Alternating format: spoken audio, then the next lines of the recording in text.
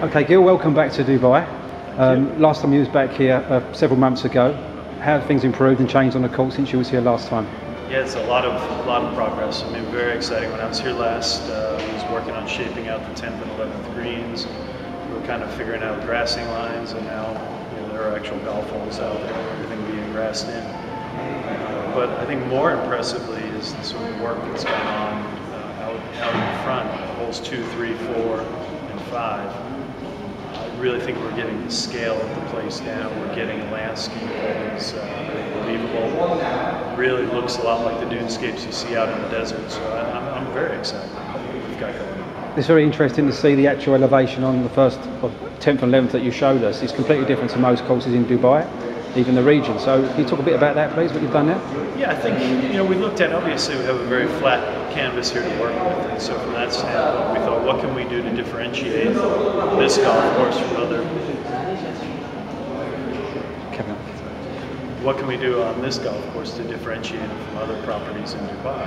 And so the first thing we thought was we need to find a landscape that feels different than your sort of typical desert golf course, palm trees, etc. When we went out into the dunes and saw those dunescapes and the landforms there, we thought that here's our landscape, and then we had the budget afforded by DMAC the opportunity to go ahead and actually create something with a large scale. So the elevation changes are a byproduct of that and how the site balances out. But I think that that'll be a key part of what attracts people to this golf course. I noticed also you mentioned about the finishing on the outside of the fairways. You can leave it quiet on the bunker edges. You can leave it quiet, sort of like untouched, kind of. It's a conscious decision, obviously, yeah. Yeah, it's a style that we like. I think it really translates well. It's a very natural-looking style. Kind of mimics erosion to a certain degree. And I think, whenever you have a landscape, especially in the desert, where you've got this brilliant, vibrant green landscape, how it transitions out into the native desert area, I think is always important. So many desert courses have this very stark, sharp, almost perfect lined edge to it. And in our opinion, that looks incredibly unnatural. So our thought was, how we transition between the maintained part of the property and the unmaintained property, or the natural part. We need to be very careful in making that transition look and feel as if it was a natural transition instead of just a hard edge. So this is something you've done originally for here only, and not in other courses in the past, or? No, I think wherever we build golf courses, we try to make them look like they belong there. I mean, we don't, I think there are probably, any architect, there are going to be some similarities, but we don't want a golf course we built in Southern California to look like one we built in Scotland, or have one in Boston to look like one in Dubai. But I think it's really a function of finding the proper landscape.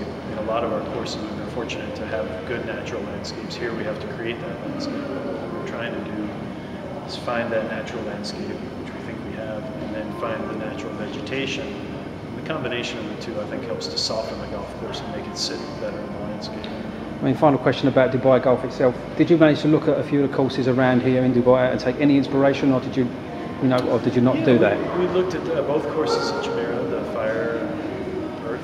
Yeah, Fire and Earth. And we looked at the Els Club, and we did a quick tour around the Emirates. And I think the Emirates, because of its maturity, it's obviously very, very impressive.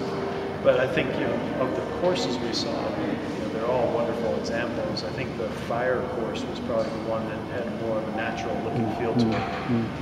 I'm excited to go see Yaslings. I've heard a lot of good things. I think Kyle Phillips does great work. So I think on one of my trips we'll take the time to go over there and to look at that, as well as Sadia. So trying, when I'm here, I want to be on a bulldozer and I want to be involved in sort of what we're building, but it's always good to go out and see what exists. Okay.